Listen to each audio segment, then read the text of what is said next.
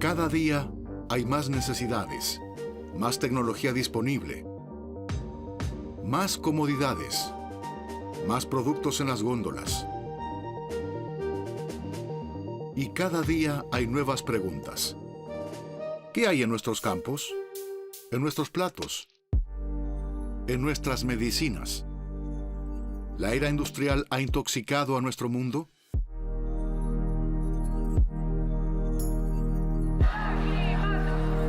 Crece la preocupación.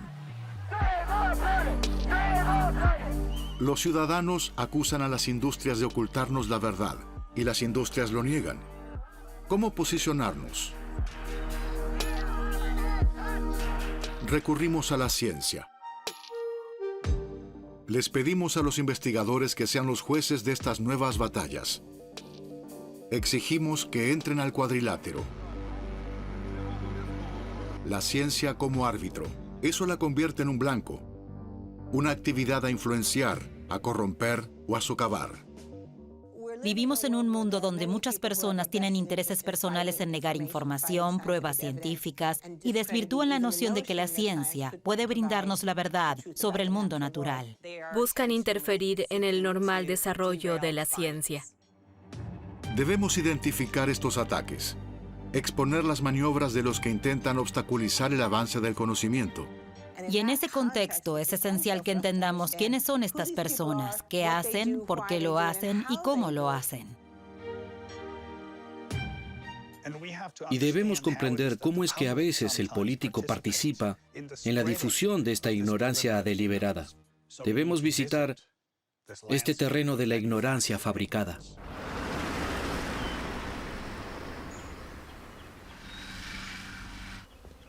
En el norte de Grecia, como en gran parte del mundo desarrollado, las abejas son víctimas de una matanza en curso. Reconocida desde los 90, se ha convertido ahora en un caso de manual, un punto desde el cual podemos comenzar nuestra exploración de la fabricación de la ignorancia. Las cosas siempre comienzan con un enigma. En Grecia, como en todas partes, los expertos en abejas no comprendían qué sucedía ni por qué. Era un misterio. ¿Por qué de pronto morían tantas abejas? Los programas de noticias de todo el mundo mostraban a los apicultores totalmente confundidos. Después aparece un sospechoso. Esta vez se trataba de una nueva generación de insecticidas en los campos. La última creación de la industria agroquímica de la época. Every Syngenta formulation is the result of years of careful investigation and thorough research by our scientists. En cuanto estos nuevos productos se esparcieron sobre los cultivos, millones de abejas comenzaron a morir. Con lo que rápidamente las sospechas se encaminaron en esa dirección. Luego se le pidió a la ciencia que lo investigara. Para hacerlo, Fanny Hashina estuvo yendo y viniendo entre sus colmenas y su laboratorio. Los científicos, con la ayuda de los apicultores, debemos encontrar la respuesta. Pero buscar la verdad resultó ser como el juego del gato y el ratón. La tarea habitual de los científicos es retirarse a la calma de sus laboratorios para luego explicar lo que está sucediendo sobre el terreno. Les pedimos que arrojaran luz sobre el misterio de las abejas muertas, igual que explicaron tantos otros fenómenos. El papel de la ciencia es resaltar los mecanismos naturales y llegar a explicar hasta el más mínimo detalle de cada dato observable. Así suele progresar la ciencia, resolviendo más y más misterios, lo que en principio aumentaría el conocimiento del mundo que habitamos.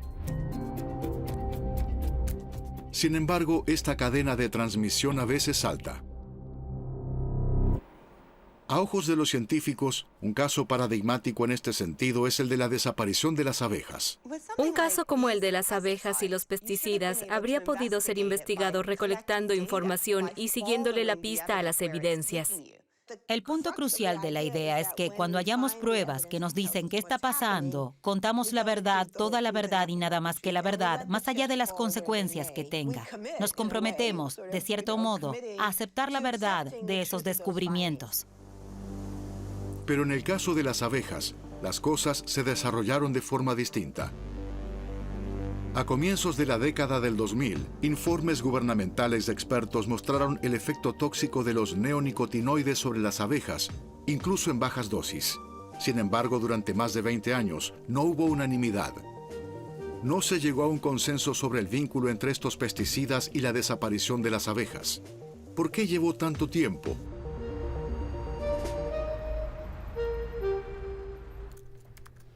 Hace falta perspicacia para ver el panorama completo.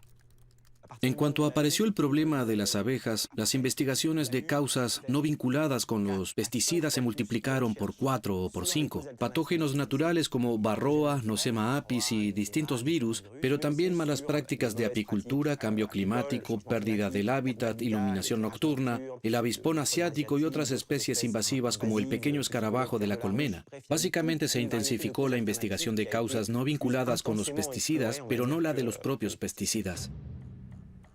Una rápida búsqueda en una base de datos de estudios científicos lo prueba.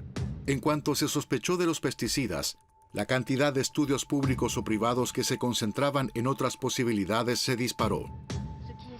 2010. Las autoridades veterinarias estaban confundidas. Il n'y a pas de conclusion, ni dans un sens ni dans l'autre. On ne peut pas conclure. Je ne peux pas le faire. Et je pense que personne aujourd'hui ne peut le faire. Cuanto más estudios se realizaban, más se desconcertaba a los apicultores. Resultaba paradójico, hasta que se analiza un caso más antiguo.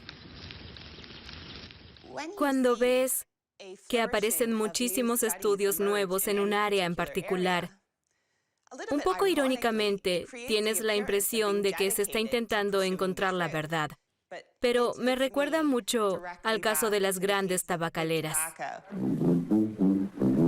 It's what's up front that counts.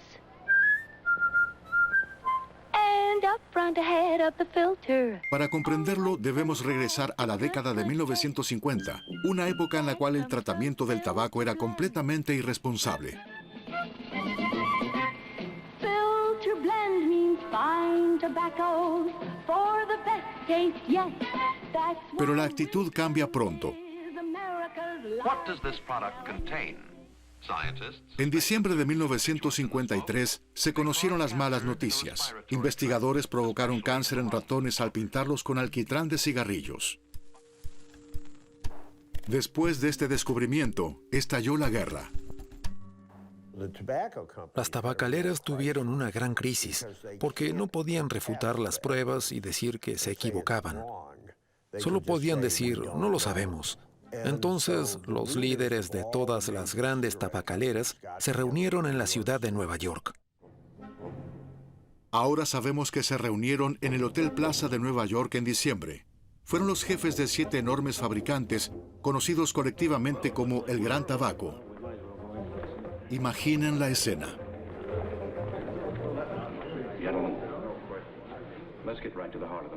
La reunión quedaría en los anales de la ignorancia.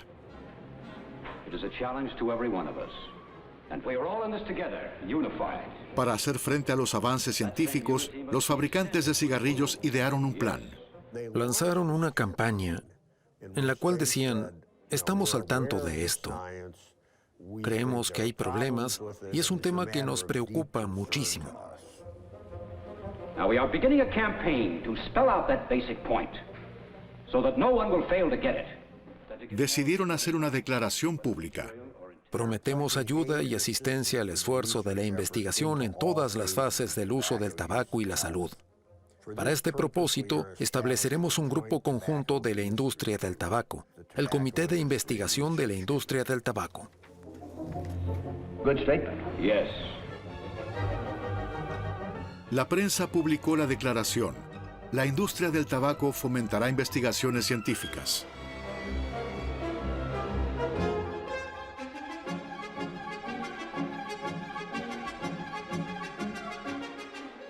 Believe me, friends, Chesterfield has for your smoking pleasure and protection every advantage known to modern science. Chesterfield gives you scientific facts. La apertura de un centro de investigación sobre el tabaco no apuntaba a lograr más conocimiento, sino a producir un conocimiento que refutara los hechos probados. Usaron métodos científicos contra la ciencia establecida. Realmente es usar la ciencia contra sí misma. El uso explícito de la ciencia contra la ciencia, creo, representa una especie de punto de inflexión para financiar investigaciones científicas, para socavar a la ciencia, combatir el fuego alimentándolo. Ese es el punto de inflexión. Después de decidirlo, ¿cómo lo pusieron en marcha? Una de las cosas que las compañías de tabaco financiaron mucho fue lo que yo llamo estudios de distracción. Los laboratorios respaldados por los fabricantes de cigarrillos definieron proyectos de investigación conocidos como proyectos especiales o PE, un arsenal para desviar a la ciencia. Investigaron, por ejemplo, el cáncer de pulmón en no fumadores. Investigaron conexiones con el hábitat, condiciones laborales, hábitos personales. Experimentaron en conejos para ver si el cáncer de pulmón podía ser causado por toxinas o virus. Gran Tabaco financió generosamente cientos de proyectos de investigación. Algunos de estos proyectos resultaron ser muy útiles, tal como la investigación en los precursores de la enfermedad cardiovascular, pero otros eran totalmente ridículos. ¿La yema de huevo o el jugo de tomate sobre la piel provocan tumores? ¿Cuál es el vínculo entre el cáncer de pulmón y la calvicie? ¿O entre este mismo cáncer y el mes de nacimiento? Si naciste en marzo, sostenía un estudio, corrías mayor riesgo. La idea era identificar todo tipo de causas y propagar así la ignorancia, empañar el tema multiplicando los datos. Una estrategia convincente, porque el cáncer de pulmón probablemente pueda explicarse por una combinación de factores. Identificar los distintos factores de riesgo es normal en la ciencia. Multiplicar los caminos de investigación parece ser totalmente legítimo. Pero también puede ser extremadamente útil para sembrar confusión.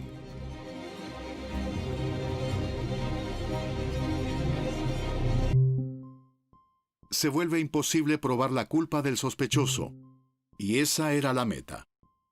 Resultó muy convincente y se sentó las bases de futuras negociaciones de la ciencia. Es el caso del tabaco, de la lluvia ácida, del agujero en la capa de ozono, de los pesticidas, del cambio climático, de los neonicotinoides, del bisfenol A, de las píldoras anticonceptivas. Una y otra vez se recurre a la misma estrategia. El objetivo es ganar tiempo. Y por desgracia, es una estrategia ganadora. En el caso del tabaco, ya pasaron 70 años y aún persiste. En el caso de las abejas, el progreso del conocimiento también se ha ralentizado deliberadamente. Con todo lo que ha pasado, diría que desperdiciamos entre 20 y 30 años. Hablamos de décadas de desinformación y décadas de retraso.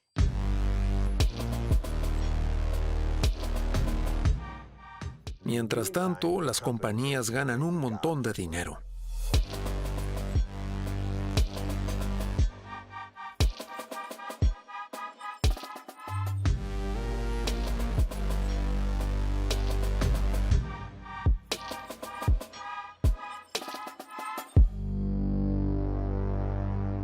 Cuando una mentira científica se construye durante décadas, ¿dónde aparecen las primeras grietas?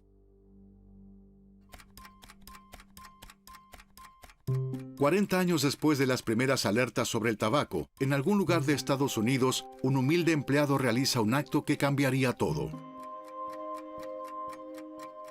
La caja que envió finalmente llegó a California, a la Universidad de San Francisco. Ese día, el profesor Glantz se llevaría una sorpresa. El 12 de mayo de 1994, una caja de documentos llegó a mi oficina de una fuente anónima. Eran documentos internos de los niveles más altos de la industria de tabaco. Científicos, abogados, gerentes, relaciones públicas, que hablaban muy francamente sobre lo que sabían de los peligros del cigarrillo. Fue un tesoro inopinado para el profesor. Era como un nuevo mundo, como descubrir un nuevo mundo. Los documentos filtrados aumentaron. La verdad salió a la luz. Los jefes de la industria tabacalera quedaron acorralados. Gentlemen, the recent disclosure of documents have shaken my confidence that your companies care about the truth. These documents suggest possible manipulation of scientific research by industry attorneys. If these things are true, then you should know that this kind of behavior is unacceptable and will not be allowed. Ante tanta evidencia, los jefes de las tabacaleras se vieron obligados a publicar décadas de archivos secretos.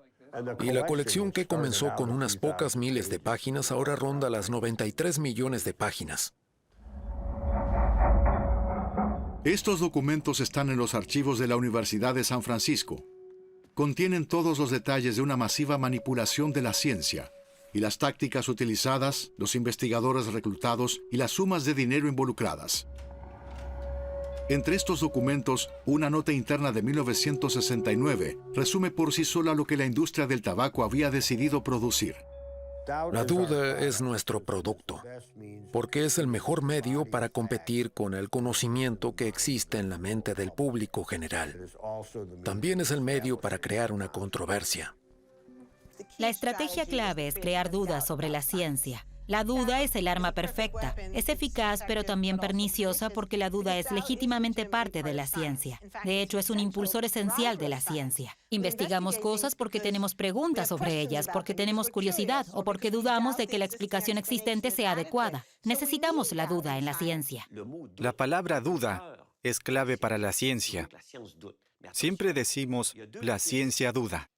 Pero atención, hay dos tipos de ciencia. La ciencia establecida, donde ya no cuestionamos que la Tierra es redonda o que las manzanas caen a 9,8 metros por segundo cuadrado. Galileo lo midió. Podemos medirlo otra vez, pero no cambiará el resultado. Aquí no hay duda. La duda existe en la ciencia en curso, en lo que estamos estudiando, en las hipótesis propuestas. La estrategia de la duda es decir que la ciencia establecida y aceptada aún está sujeta a dudas. Lo que hizo la industria tabacalera fue tomar una virtud y convertirla en un vicio. El uso del método científico contra la misma ciencia. Es lo que revelaron estos documentos. Estas revelaciones entusiasman a los historiadores e informantes. Incluso han inspirado un nuevo campo de estudio. ¿Cuántos sabían antes de esta semana algo sobre la historia del tabaco? Bien, casi todos. Naomi Oreskes enseña a sus estudiantes a identificar las obstrucciones históricas a la ciencia. Preguntas de la ciencia que sabíamos. El descubrimiento de esta larga historia de engaños ha llevado a un nuevo campo de estudio intelectual, un nuevo campo académico. Se llama agnotología. Significa el estudio de la ignorancia. Nació la agnotología. Ahora los académicos intentan descifrar el impulso primario de nuestra ignorancia, analizar lo que no sabemos. Un curioso campo de estudio. Al principio se rieron de nosotros porque creían que no era académico estudiar la ausencia del conocimiento, estudiar la ignorancia. Pero creo que la gente ahora se ríe un poco menos y comienza a preocuparse, porque nosotros vemos lo omnipresente que es este problema. ¿Qué obstaculiza nuestro conocimiento? Más y más personas se hacen esta pregunta, alentando a los expertos en la ignorancia a salir de la universidad y hablar en público. A lo largo de esta charla, presentaré distintos modos de pensar sobre la ignorancia y en particular de esta frase, ignorancia estratégica. Les pedimos que piensen en ejemplos de ignorancia estratégica en su propia vida. Surge una nueva comprensión de la ignorancia. Hasta ahora, la ignorancia significaba no saber lo que algún día, quizás, sepamos gracias a la investigación. Por ahora comenzamos a ver que uno puede producir la ignorancia activamente. Ahora nuestra tarea es buscar obstáculos a nuestro conocimiento, cosas que detienen el progreso de la ciencia, de forma deliberada o no, y a veces incluso lo que preferimos no saber. Descifrar todo eso no es fácil. Es por eso que el estudio de la ignorancia o la agnotología debe progresar metódicamente. Es un fascinante campo de investigación, con contribuciones de la psicología, la sociología, la historia, la ciencia política, la ciencia cognitiva, la informática, la ciencia de redes.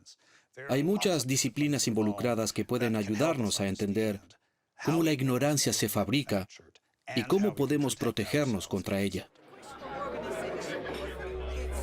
Esta nueva concientización aún es joven, pero la carrera ya comenzó, porque la producción estratégica de la ignorancia sigue perfeccionándose. Para desmentirla, a menudo debemos sumergirnos en los entresijos de la práctica científica. Las innovaciones llegan regularmente al mercado, junto a ellas una buena parte de sospecha. Son una amenaza a nuestra salud y, lo más importante, ¿en qué dosis? Esa es la gran pregunta, la que da pie a las más terribles batallas.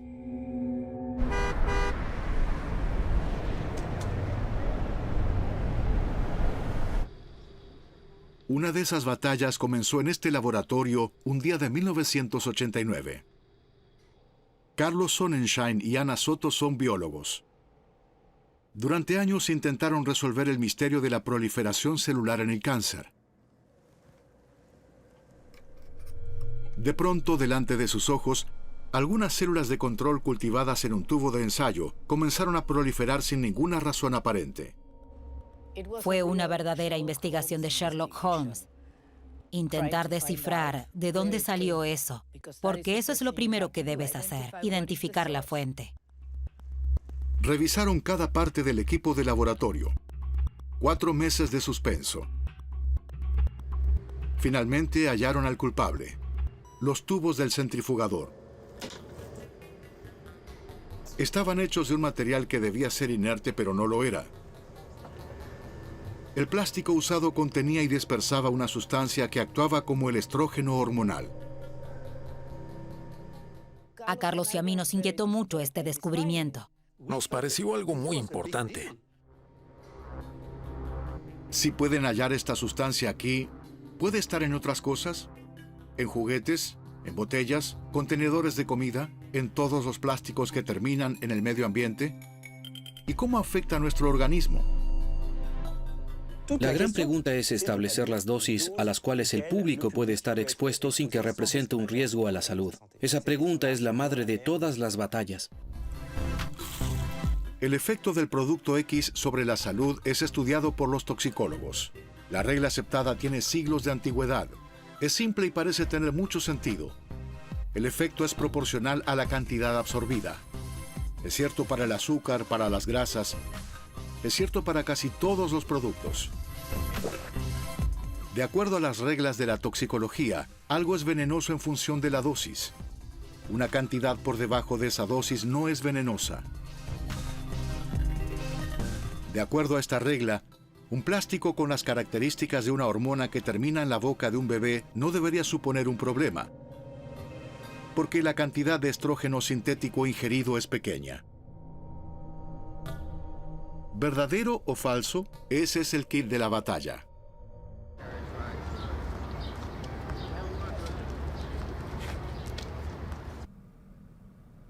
Un investigador llamado Fred von Saal llevó a cabo un experimento en la Universidad de Missouri. Fue el primero en realizar un experimento controlado en animales de laboratorio para intentar evaluar la actividad de un plástico común llamado bisfenol A. Tiene la estructura de un fármaco estrogénico. Están usando una hormona sexual para hacer plástico. Eso es una locura. Durante años, el profesor von Saal y su equipo observaron a ratones expuestos a distintas dosis de bisfenol A. Para medir los rastros del producto, exploraron lo que sucede en los límites de la detección usando máquinas ultrasensibles. Y lo que descubrieron conmocionó al mundo de la ciencia. De hecho, el daño al sistema reproductivo se daba a 25,000 veces por debajo de lo que se consideraba una dosis que no tendría efecto. Estábamos absolutamente impactados. Fue notable por varias razones. La más importante era que una parte de estas sustancias pueden tener efectos más importantes en dosis infinitesimales que en dosis más fuertes. ¿Pero qué es importante? Porque la toxicología regulatoria prueba la nocividad de estas moléculas en dosis elevadas. y nunca prueba, o en raras ocasiones prueba, la nocividad de estas moléculas en pequeñas dosis a las cuales los humanos suelen estar expuestos. En una dosis baja, el bisfenol A no actúa como un veneno típico. Actúa como un interruptor endocrino, lo que significa que perturba nuestras hormonas, las moléculas que regulan, entre otras cosas, nuestro sistema reproductivo. En las dosis observables más pequeñas puede tener efectos devastadores. En otras palabras, entre la dosis y el efecto de un producto, la investigación comienza a encontrar relaciones completamente inesperadas. Y esto revoluciona el mundo de los toxicólogos. Estábamos rechazando su dogma. Y la comunidad de la toxicología no lo aceptó. Dijeron, lo rechazamos. La resistencia de los toxicólogos era bien intencionada y también era providencial para los fabricantes de plásticos. La gente no siempre quiere desviar a la ciencia intencionalmente. Algunos inconscientemente y sin culpa propia pueden ser peones de los esfuerzos de otro por producir la ignorancia estratégica. La industria de los plásticos respalda financieramente investigaciones alternativas gracias a las cuales su vocero puede decir año tras año que las dosis bajas no suponen ningún peligro. Más de 100 estudios independientes mostraron que la exposición a la vida real al BPA es 1000 veces inferior al límite de ingesta segura. Yo digo una cosa y la industria dice otra. Y debía haber algo que explicara esta divergencia. Fonsal quería entender. Recolectó estudios sobre la temática.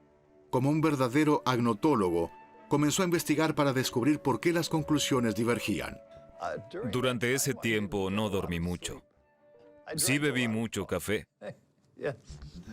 Su conclusión: el 93% de los estudios públicos confirmaban los efectos nocivos del bisfenol A en dosis bajas, pero ninguno de los estudios financiados por la industria lo hacían. Finalmente comprendió la razón principal de esa diferencia. Era mejor que una mentira, un auténtico truco de magia en los laboratorios. Le dedicaron mucho tiempo y esfuerzo a descifrar cómo hacer un estudio que no muestre efectos de este químico.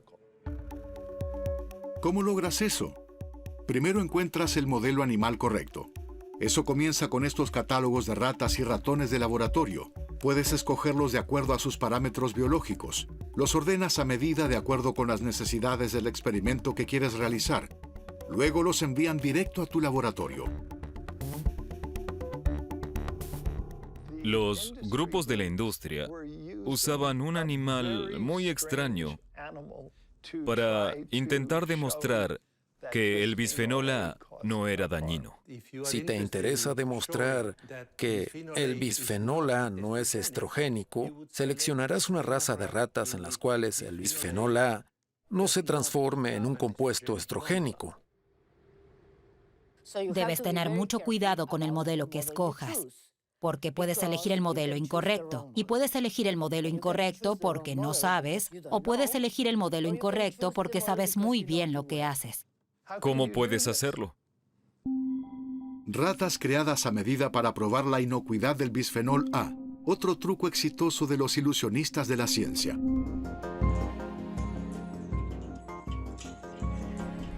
Por lo tanto, las ofensivas más insidiosas se esconden en detalles como los protocolos de la investigación. Este grupo de reglas muy difíciles de implementar que garantizan la seriedad de un estudio. Solo se necesita un protocolo corrupto o una norma incumplida para desbaratar el progreso científico. Lo que está en juego aquí es la creación de políticas basadas en la evidencia, ya sea que la política esté basada en la mejor evidencia disponible o que la política esté diseñada para satisfacer a una industria en particular y su búsqueda de ganancias. Los fabricantes de la ignorancia tienen una meta: las asambleas y parlamentos de nuestras democracias, que prohibirán o autorizarán un producto sospechoso.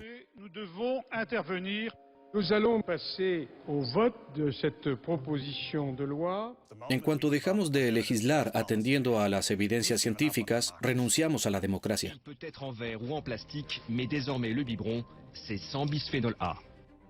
Ese día el Parlamento francés prohibió los biberones culpables.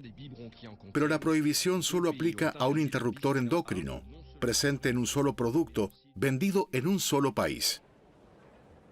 Una pequeña victoria, 20 años después de que sonara la primera alarma.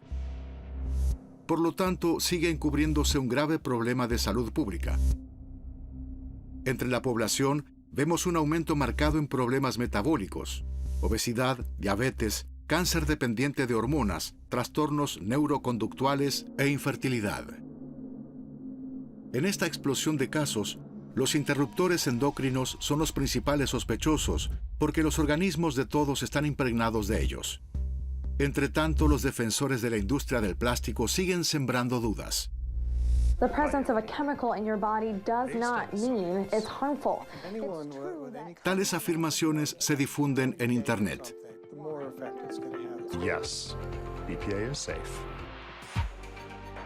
En nuestras pantallas, muchas organizaciones sin vínculos aparentes con la industria hablan sobre el bisfenol A, las fuentes de energía, la muerte de las abejas, el clima, los suplementos dietarios, el bienestar animal, el petróleo de esquisto, etc. En Internet prolifera la ciencia a medida.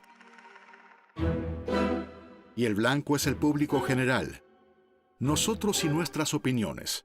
Porque hoy, para decir que somos pro o anti-diésel, homeopatía o cigarrillos electrónicos, solo hacemos clic en me gusta, tuiteamos, retuiteamos. Esta es la opinión pública actualmente.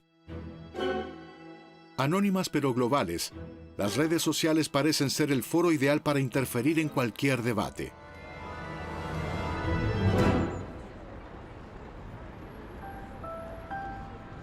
En este edificio la gente sigue de cerca esta discusión global. El Instituto de Sistemas Complejos es el hogar de matemáticos, expertos en informática y especialistas en datos.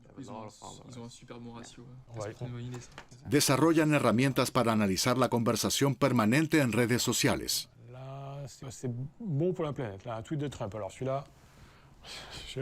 En 3 meses, David Chavalariá y su equipo han analizado 20 millones de publicaciones sobre el clima. Todas son de Twitter y se esparcen por el mundo. ¿Quién le habla a quién? ¿Y cómo los escépticos del cambio climático y sus adversarios batallan en este espacio virtual? El equipo ha creado un sistema con el cual pueden hacer visible esta gran controversia.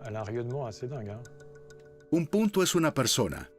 Una línea entre 2 personas significa que una ha transmitido la publicación de la otra. Cuanto más transmitan sus publicaciones, más se acercan los puntos. Ante sus ojos, aparece el debate científico más grande del mundo. Aquí tenemos todas las cuentas de Twitter que forman la comunidad de los escépticos del cambio climático. Pueden ver que esta comunidad se distingue claramente en términos de cómo comparten información de la otra comunidad compuesta por aquellos que están de acuerdo con el consenso sobre el clima. Son 140.000 cuentas, son muchas personas. Una vez que el debate es visualizable, ¿qué podemos concluir? Esto es interesante. Del lado escéptico, el núcleo siempre está activo. Esta gente nunca para de tuitear. Son menos, pero son más activos, lo que significa que intentan contrarrestar el debate. Exacto, son hiperactivos. Algunas cuentas tienen 100.000, 200.000 tweets. En 10 años, es increíble. Así es como colonizan Twitter. Es una locura. Un defensor acérrimo difunde sus argumentos en cantidades astronómicas. Es el recurso de los escépticos en la batalla por el territorio. Es suficiente para mantener la comunidad viva a pesar de las pruebas que se acumulan.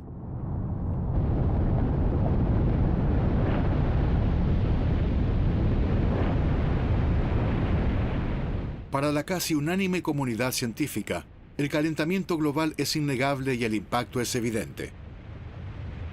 Este consenso, sin embargo, no se impone en Internet.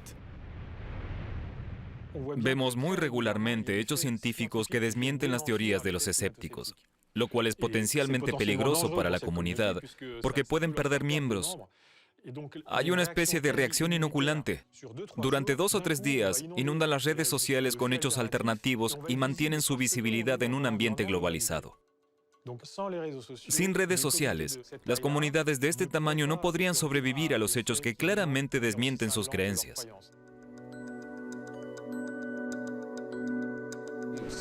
En muchos temas científicos reinan las teorías de conspiración y cada persona tiene su propia teoría. The coronavirus, a bioengineered virus, contains nanoparticles that can be activated on a time-phased arrangement by 5G. Le vaccin et les nanoparticules sont donc injectés simultanément dans votre corps. Cette pandémie est quelque chose qui a été organisé. Le crime parfait contre l'humanité. And we have a cure. They just don't want to give it out. Abundan rumores y contrarrumores. Algunos denuncian conspiraciones científicas, otros denuncian a los que denuncian.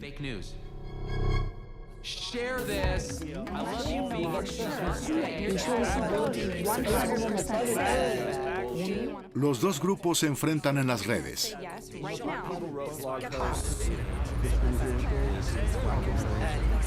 ¿Estas confrontaciones han suplantado el enfoque parsimonioso y meticuloso de la ciencia? ¿Se ha convertido en un cada uno con su verdad? ¿Sabes? Si tomo este lápiz y lo suelto, vemos la gravedad. No es una cuestión de opinión. Sean cuales sean nuestras creencias, no podemos ignorar la realidad. Las víctimas del cambio climático, las víctimas de la contaminación de partículas finas o de enfermedades infecciosas en lugares donde se ha dejado de vacunar. Estos rostros son un recordatorio de que no podemos ignorar la verdad científica sin sufrir las consecuencias. Al final, los hechos siempre se acaban imponiendo. Y pese a todo, nuestro conocimiento aumenta. Gradualmente crece de un modo u otro a través de los tiempos.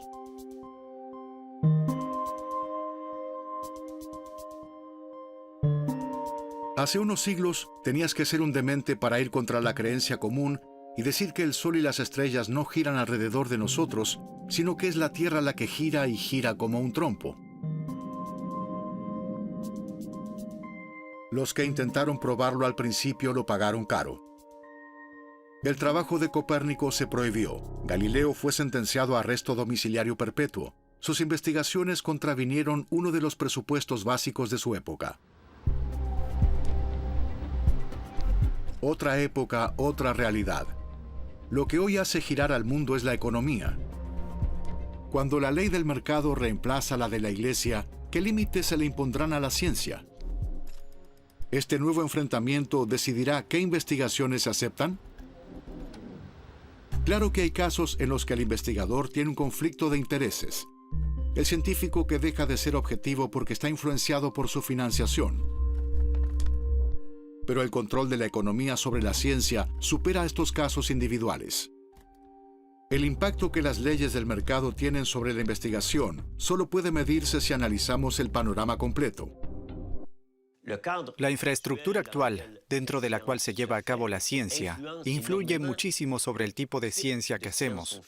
La economía de mercado delimita la ciencia de tal modo que valora y privilegia aquella que puede monetizarse, que es lucrativa. Los investigadores deben generar dinero y encontrarlo. Por lo tanto, la ciencia se convierte en un mercado donde todos intentan llamar la atención.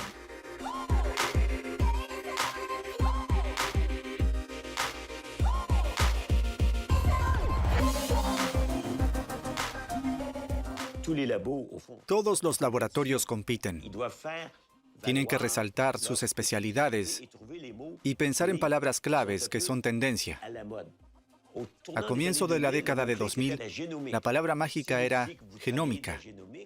Si decías que trabajabas en el genoma, que impactaría enormemente a la medicina, te daban millones de dólares. Entonces el investigador en el 2000 debía usar la palabra genómica. En 2010 era nanotecnología. En 2020 es inteligencia artificial. Okay, Sofía. I think you're ready.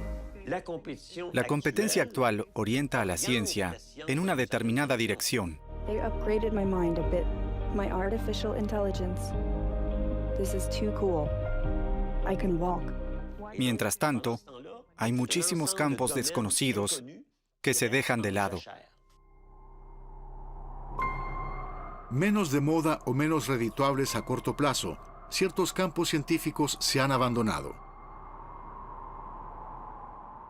Algunos investigadores identificaron lo que denominan el problema de la ciencia por hacer. Es ciencia que no se investiga porque hay poco interés comercial en estudiarla. Ciencia por hacer, ciencia que simplemente no se hace. El experimento que no se lleva a cabo, el laboratorio que no abre. El estudio epidemiológico que no existe porque no recibió financiación. Los libros científicos que no se escriben. La tesis médica que no se publica. Son vastos territorios de ignorancia que no exploramos porque no generan beneficio, porque preferimos no conocerlos o porque ni siquiera los imaginamos.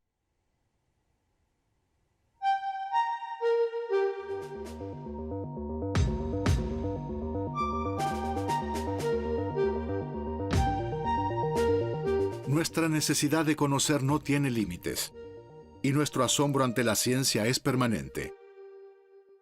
Pero también vemos a la ciencia bajo amenaza, un virus que se esparce y una negación científica que se esparce con él. COVID-19 is not an issue. It's not that lethal. And it's not an issue for many doctors. Las controversias se multiplican y limitan nuestra comprensión. Aún existen unas pocas. Pero para nosotros, el público general, son una nueva fuerza con la que podemos contar. Están desarrollando herramientas y métodos y están echando luz sobre cómo podemos proteger un recurso que tenemos en común, la ciencia y su meticuloso progreso.